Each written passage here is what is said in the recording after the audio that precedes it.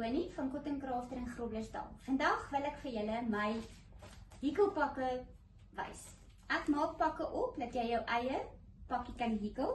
Ons gaan vandag vir julle wys hoe lyk die pakke, wat is alles binne-in. Eerste is dit 'n zebra. Wat alles binne in die pak is. Eerstens is daar 'n patroon wat al die aanwysings in het. Daar is stopsel om die diertjie op te stop.